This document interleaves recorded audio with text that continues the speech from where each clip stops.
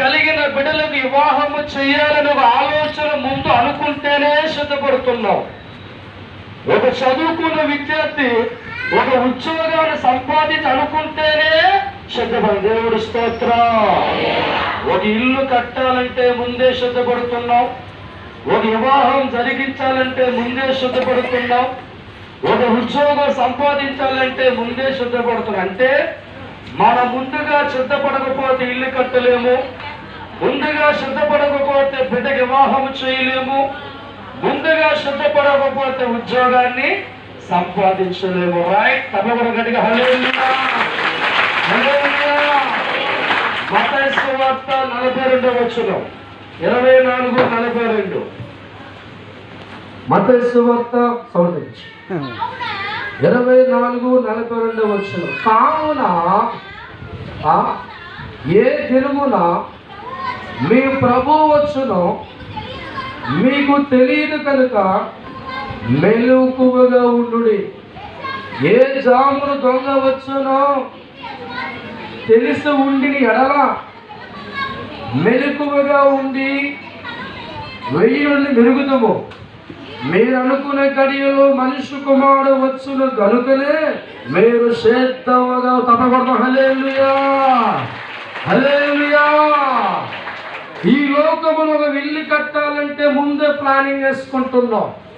ఇల్లు కట్టబడాలంటే మెటీరియల్ ఎంత పడుతుంది, ఇనుము ఎంత పడుతుంది, ఇసుక ఎంత పడుతుంది, ఎంతమంది కూలీలు పడతారు, మేస్త్రి ఎంతకాలం కడతాడని ఇల్లు కట్టక మునిపే, నిర్మాణం జరగక మునిపే 3 నెలల ముందే నీ బుర్రలో ఏతుకుంటావంటే ఇల్లు కట్టాలని ఇంత సిద్ధపడాలి.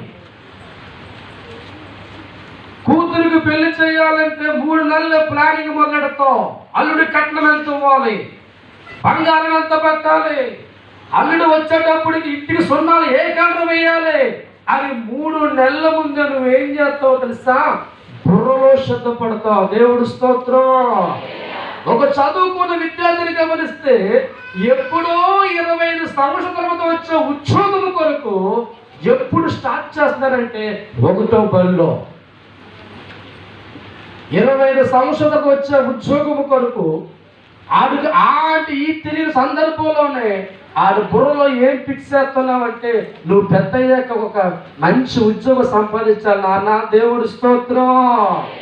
ప్రభు అంటున్నాడు, ఇల్లు కట్టుకున్న ఆలోచన 3 నెలలు పెట్టి సిద్ధపడుతున్నావు. కుమార్తెకి వివాహం చేయడానికి 3 నెలలు ప్లానింగ్ సిద్ధపడుతున్నావు.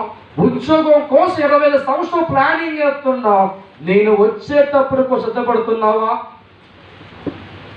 ఏ గడియ నేను వస్తానో మీకు తెలియదు, ఏ సమయంలో నేను వస్తానో మీకు తెలియదు, ఏ కాలంలో వస్తానో మీకు తెలియదు, ఏ సమయాన్ని వస్తానో మీకు తెలియదు కనుక నా రాకడ కొరకు మీరు ఏం చేయాలంటే సిద్ధపడాలి. తప్పకూడదు. హల్లెలూయా, హల్లెలూయా. యేసయ్య అంటున్నాడు, నేను వస్తాను మీతో చెప్పాను, వాక్యముతో మీతో బోధిస్తున్నాను, అనేక సేవకులతో మీతో మాట్లాడుతున్నాను, టీవీ ఛానల్ ద్వారా సువార్త అందిస్తున్నాను, వార్తా పత్రికలతో నీకు వార్త అందిస్తున్నాను. సిద్ధపడుతున్నావా? బిడ్డకి వివాహం చేయాలని సిద్ధపడే మైండ్ కలిగి ఉన్నావు. కూతురికి పెళ్ళంటే మైండ్ కలిగి ఉన్నావు. ఇల్లు కట్టుకునే మైండ్ కలిగి ఉన్నావు. ఉద్యోగములు సిద్ధపడే మైండ్ కలిగి ఉన్నావు. యేసు వస్తానని చెప్పిన బుర్రలో ఉందా? ఉందా? ఈరోజు మన జీవితాల్లో సిద్ధపడే జీవితం కావాలి. నీ చేతులతో కట్టుకునే ఒక ముష్టి గృహము కొరకు, పెళ్లి కొరకు ఇంత సిద్ధపడి ప్రయాసపడి దానికోసం మైండ్లో పెట్టుకుంటున్నావే. యేసు వాక్యము ద్వారా ఎన్ని సంవత్సరాల నుంచి మనకు బోధిస్తున్నావు. యేసు వాక్యము ద్వారా నేను వస్తాను, మేఘాల మీద వస్తాను, నేను వచ్చే దినము సమీపవుతుంది. మీరు ఎలా ఉండాలంటే అలర్ట్ గా ఉండాలి. దేవుడు స్తోత్రం. హల్లెలూయా. ఈనాడు మనుషుల్లో ప్రతి దానికి సిద్ధపాటు ఉంది, కానీ యేసు రాకడకు సిద్ధపాటు లేదు. వచ్చినప్పుడు చూద్దాంలే, జరిగినప్పుడు చూద్దాంలే, ఆయన రాగానే మారిపోతాడులే, ఆయన రాగానే ప్రార్థన చేస్తాడులే. వెళ్ళవు నాన్న. అప్పటికప్పుడు ఇల్లు నువ్వు కట్టలేవు.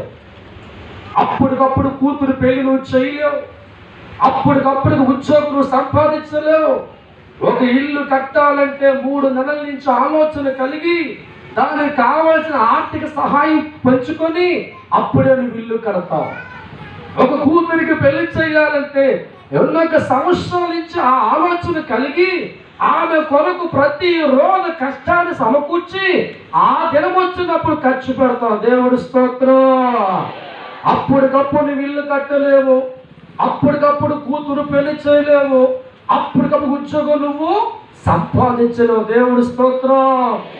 ఇల్లు కట్టాలంటే సిద్ధపడి కష్టపడుతున్నావు, కూతురికి పెళ్లి చేయాలంటే సిద్ధపడి కష్టపడుతున్నావు, ఉద్యోగం కోసం అనుకుంటే చిన్నప్పటి నుంచి కష్టపడి సిద్ధపడుతున్నావు, ఎత్తబడని ఏం చేస్తున్నావు? మేఘాల మీద యేసు వస్తుందని చెప్పుతున్నా ఎంతమంది సిద్ధపడుతున్నావు? దానికోసం ఎంతమంది పోరాడుతున్నావు? ఎటువంటి ప్లానింగ్ నీ బుర్రలో రాకడ మేఘం గురించి వేస్తావు? ఎటువంటి ఆలోచనలు యేసు వచ్చినప్పుడు నీవు ఎత్తబడాలంటే ఎటువంటి తలంపులు కావాలని ఆలోచిస్తున్నావు?